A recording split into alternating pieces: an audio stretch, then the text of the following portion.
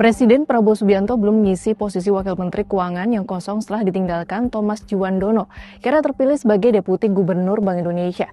Presiden juga belum akan merombak menteri-menteri lain di Kabinet Merah Putih. Kira-kira ada alasan apa di baliknya? Menteri Sekretaris Negara Prasetyo Hadi Rabu 28 Januari 2026 menjelaskan belum ada rencana pengisian jabatan Wamenku maupun penggantian menteri lain. Belum. Kan belum selesai proses deputi Gubernur BI-nya kan belum selesai. Bulan ini tercepat. Ya, tunggu dulu lah, belum. Reshuffle menteri-menteri Menko lainnya gimana? Nggak ada. Soalnya tetap itu 2 wamen atau 3 wamen? Belum.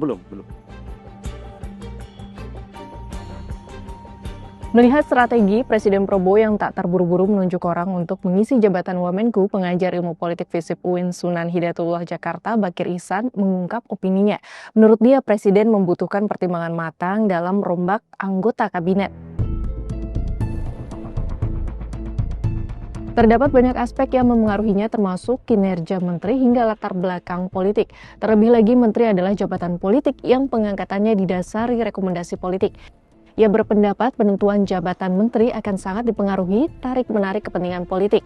Apalagi jika menteri-menteri itu berlatar belakang partai politik yang mempunyai kursi signifikan di DPR. Bagi Presiden ini menjadi modal penting untuk menjaga stabilitas pemerintahan sekaligus daya tawarnya ke pimpinan partai. Tak hanya itu, faktor lain yang menentukan juga masalah momentum. Jika reshuffle dilakukan dalam waktu dekat, waktunya bertepatan dengan promosi sang keponakan dari Wamenku menjadi Deputi Gubernur BI. Meskipun penunjukannya telah melalui tes kelayakan dan kepatutan, esensi pengujian itu akan berkurang apalagi tiba-tiba ia juga melakukan perombakan kabinet.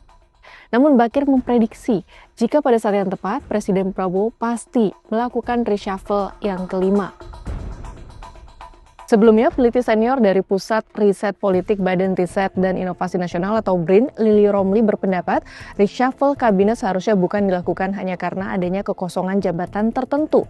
Yang lebih utama, reshuffle seharusnya berbasiskan pada penilaian kinerja dan evaluasi program yang dijalankan oleh menteri dan wakil menteri. Jika ternyata memiliki kinerja yang buruk dan tidak diganti, justru bisa menjadi beban dan menurunkan kredibilitas pemerintah. Meski demikian, Lili mengingatkan terlalu sering merombak kabinet juga tidak baik bagi pemerintahan, sebab hal ini menunjukkan Presiden tidak tegas ketika menunjuk para pembantunya sehingga mesti bongkar pasang setiap saat. Sahabat Kompas, bagaimana opini kamu terkait rencana reshuffle Kabinet Prabowo Gibran kali ini? Apakah nantinya hanya kursi Wamenku yang diisi atau ada menteri lainnya yang terkena reshuffle? Atau jangan-jangan kursi Wamenku dibiarkan kosong dan wacana reshuffle kelima menguap begitu saja dalam waktu dekat?